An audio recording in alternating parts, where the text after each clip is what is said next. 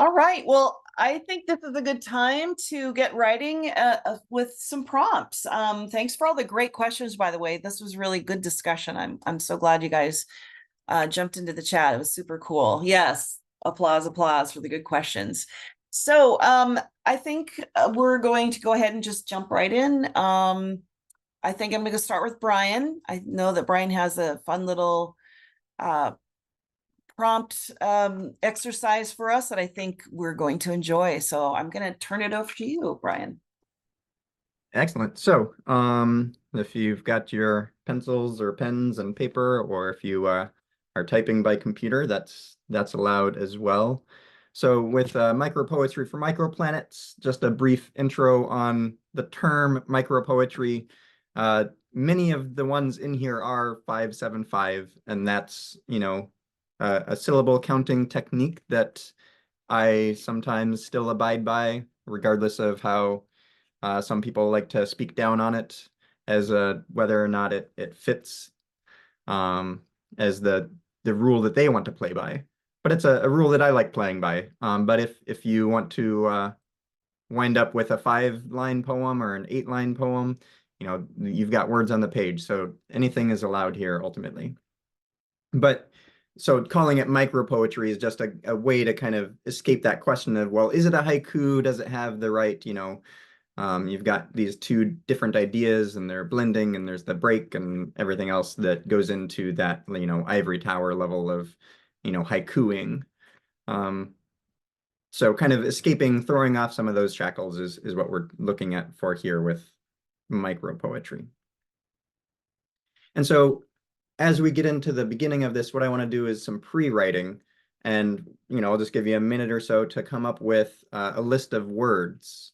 So whether it's just things around you, you've got maybe, a bicycle outside, or maybe you're a fan of planets, think of Pluto, or you want to write about robots. Maybe get some different senses in there, like twirling. We think of sight and sound and feel and balance. Salted caramel, maybe you're just write down a few words.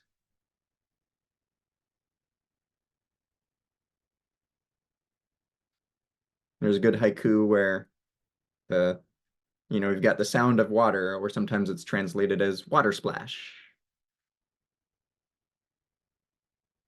Okay, so you can keep writing your list of words, but also next to that, what I want you to do is think of the opposite. So what is the opposite of the word? So you can go, a little bit metaphorical. You can stay a little bit close.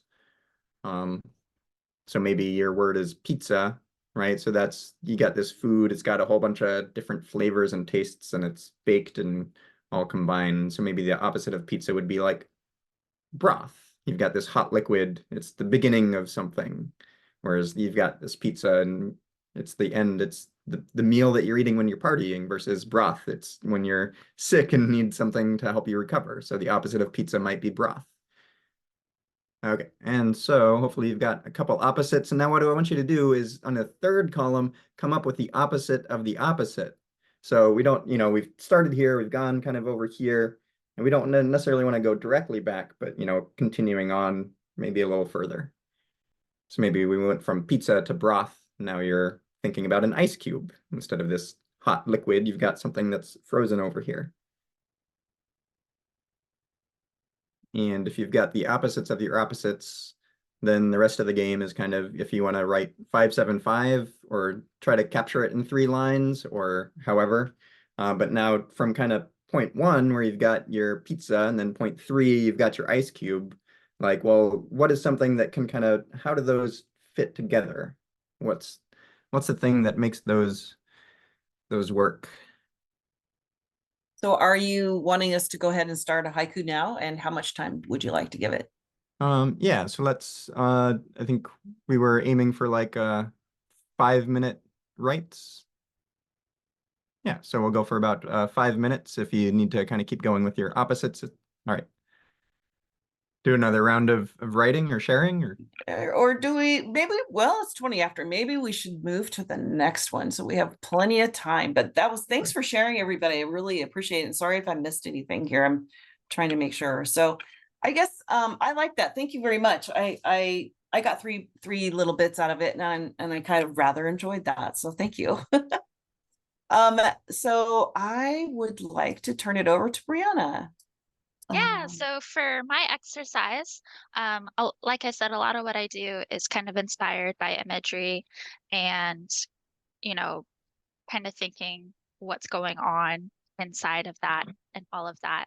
And so one of the artists that I met in my residency, she does a lot of stuff on black paper, and I love it. And what I wanted to do with all of you was kind of go about, seeing these images and then creating, you know, initially just jotting down your first thoughts. So you look at them, what are you thinking? It can be short words, it can be phrases, it can be you're creating an entire backstory about it.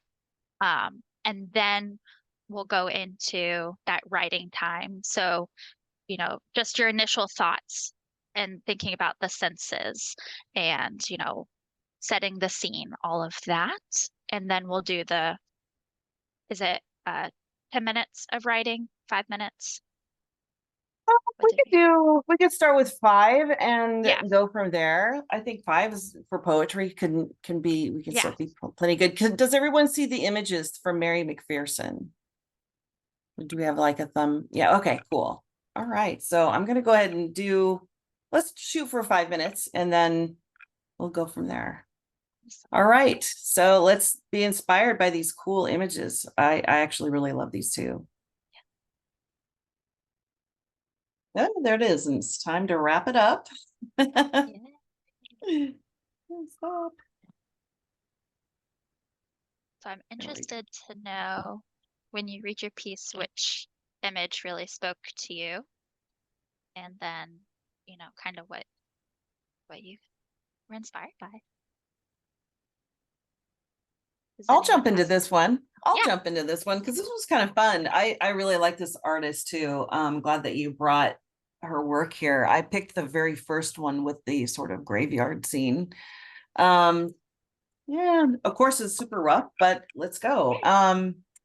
Silver skin on crescent moon nights, across the curves and swells of a hillside graveyard, the guardian bark of naked oaks, a woman penetrating the dark paths between souls with golden lantern bright enough to erase the bottomless black of her gothic cloak.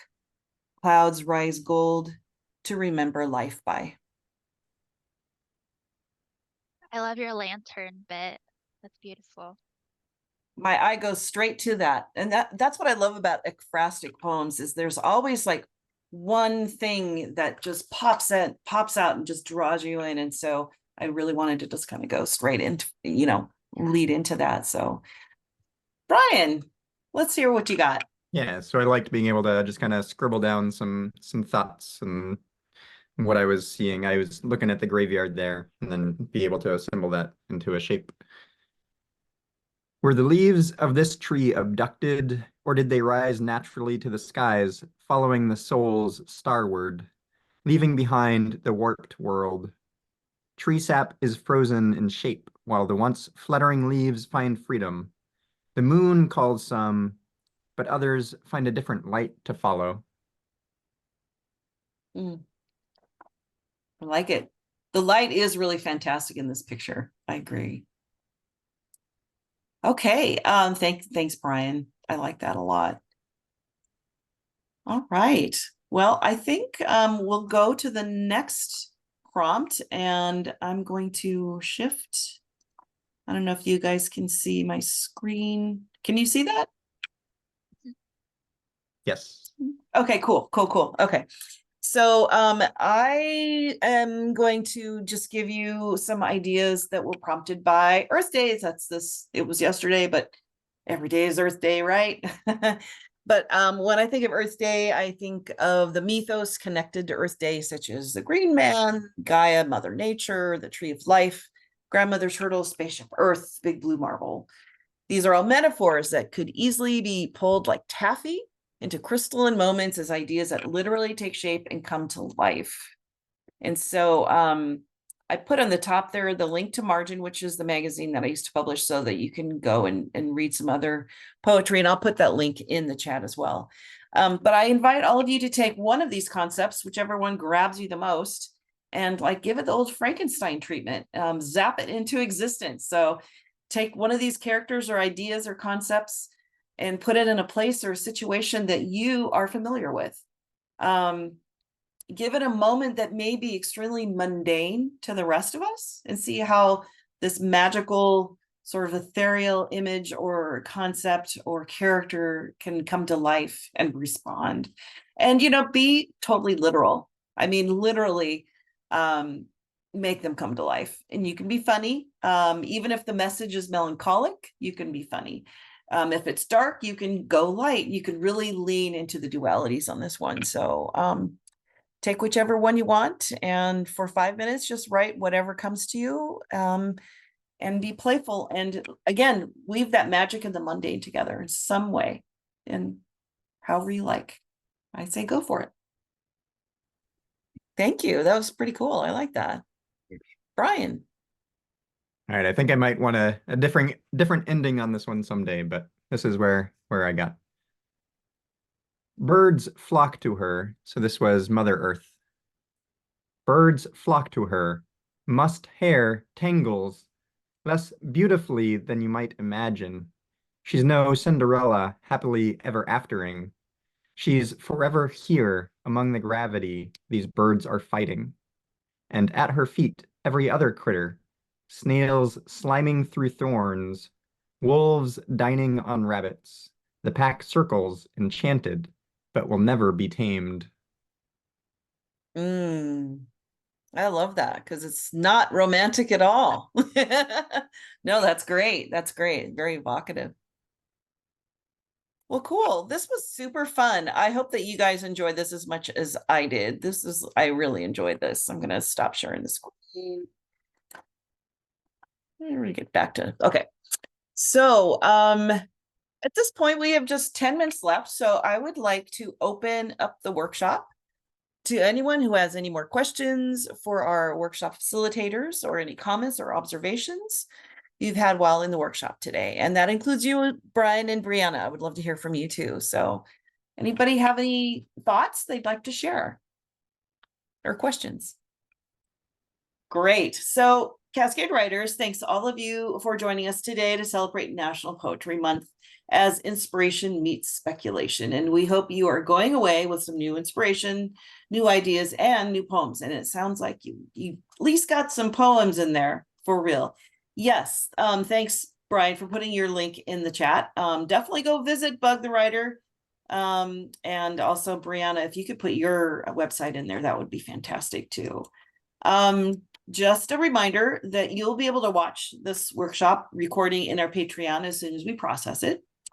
And I'm also going to put together a document with all the poems that Brian, Brianna, myself, and Janine contributed to this workshop, so that you can read through them independently afterward, now that you've had a little bit of introduction to speculative poetry. And that should show up sometime next week, so you can review those things and then have some more time to kind of think about what it means to write speculative poetry. We are pleased to offer this workshop free of charge today, and very proud of it, and hope that if it was truly beneficial to you, that you'd consider donating whatever you can to our summer workshop scholarship fund, or visit our Patreon to find other ways to support us. We are a functioning nonprofit, so your donation is tax deductible. And Colin, if you could find a link to that donation page to throw, I don't have it handy with me, put that in the chat, that would be great. And a reminder, our summer workshop rates will be increasing starting May 1st. Oh, great. We'll be starting May 1st. So if you are thinking about joining us this summer for our weekend workshop, it's time to take advantage of that discount. So go straight to cascadewriters.com to register. And there's the Patreon in the chat and the donation page in the chat. And you should be able to find our homepage through those two. So with that, I'm Tamara Sellman with Cascade Writers, and I thank all of you for joining us today. Please visit us at our Discord if you like. You can find us at Facebook and Threads and Instagram. Please follow us there and tell us about your speculative poetry adventures. I hope you continue to write these poems and have fun doing it. So without much more ado, thank you so much for coming and have a great rest of your Earth Day weekend. And happy National Poetry Month for the rest of the month.